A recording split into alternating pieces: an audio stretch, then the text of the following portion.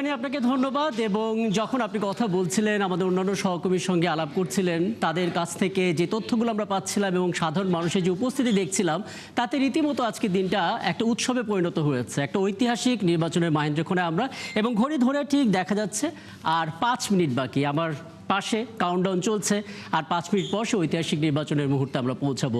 বলে রাখা প্রয়োজন যে আসলে ইতিহাসে সর্বোচ্চ সংখ্যক ভোটার 12,77,00,000-এর ওপর ভোটার এবার তাদের ভোটাধিকার প্রয়োগের দায়িত্বটা পালন করবেন। তারা কেন্দ্রে এসে গেছেন এবং ধীরে ধীরে ধাপে ধাপে এটা চলতে থাকবে আজ বিকেল 4:30 পর্যন্ত।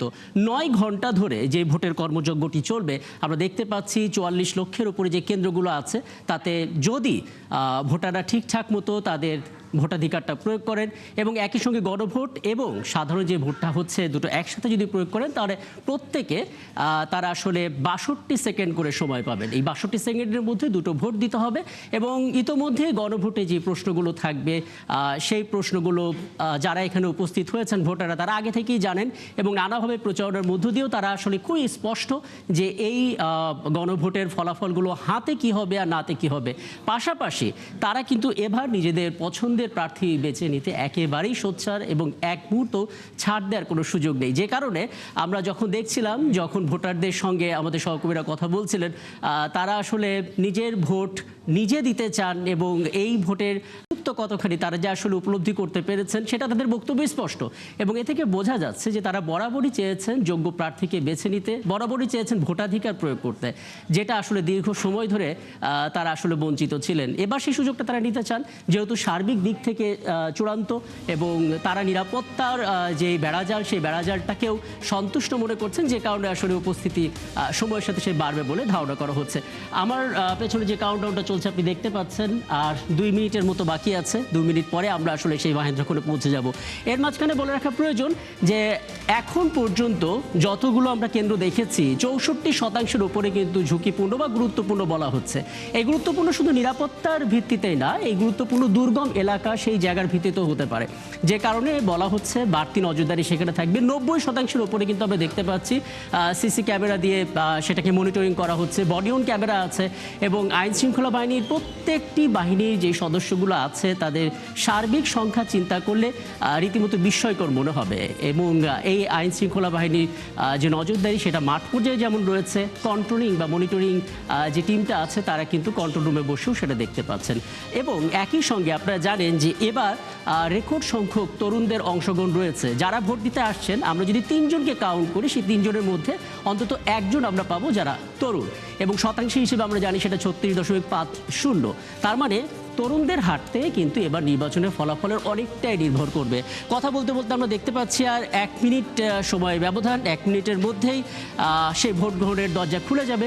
যে ঐতিহাসিক নির্বাচনের জন্য আমরা অপেক্ষা করছিলাম, যে ঐতিহাসিক নির্বাচনের জন্য আসলে জাতি অপেক্ষা করছিল, একটা নির্বাচিত সরকারের জন্য যারা অপেক্ষা করছিলেন, অনেকগুলো দায়িত্ব, অনেকগুলো সংস্কারের আলাপ হয়েছে, সেগুলো বাস্তবায়ন করবে যেই দায়িত্ববানরা, তাদের নির্বাচনের ঠিক ক্ষণগণনার সময়টাতে চলে এসেছে।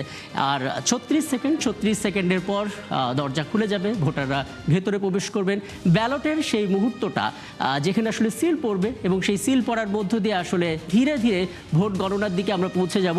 4:30 পর সেই গণনার পালাটা চলবে এবং বলা হচ্ছে যদি সব কিছু ঠিকঠাক থাকে তাহলে ন্যূনতম 10 ঘন্টা এবং সর্বোচ্চ আসলে পরিবেশ পরিস্থিতির উপরে ভিত্তি করে সেটা আসলে 16 থেকে 17 ঘন্টা পর্যন্ত লাগতে পারে। তবে সেটা নির্ভর করছে কত শতাংশ ভোট পড়ে তার উপরে।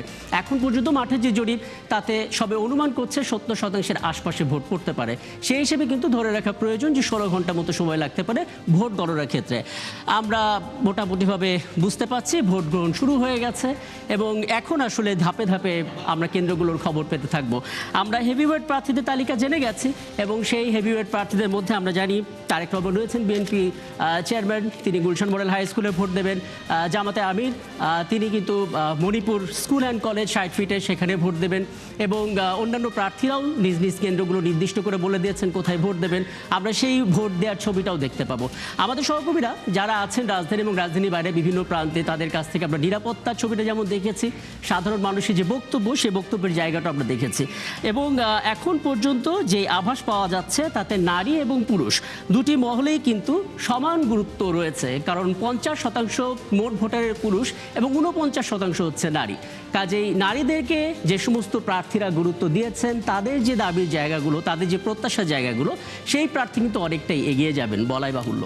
এবং আমরা দেখেছি নারীরাও বেশ সোচ্চার, কারণ জুলাই যে অভ্যুত্থানটা হয়েছে, সম্মুখ যোদ্ধা যারা ছিলেন, যারা আন্দোলনে বলিষ্ঠ কণ্ঠস্বর ছিলেন, তাদের অধিকাংশই কিন্তু নারী ছিলেন, যে কারণে নারীরা তাদের অধিকারটাকে বুঝে নিতে একেবারে সচেতন। আমরা কিন্তু দাঁড়িয়ে দেখেছি যারা ভোট দিতে এসেছেন, এই ভোরবেলা থেকেই তারা লম্বা লাইনে দাঁড়িয়েছেন।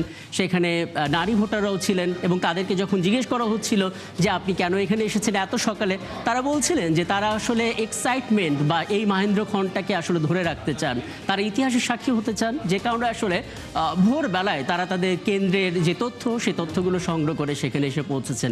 লম্বা সারি আমরা দেখতে পাচ্ছি।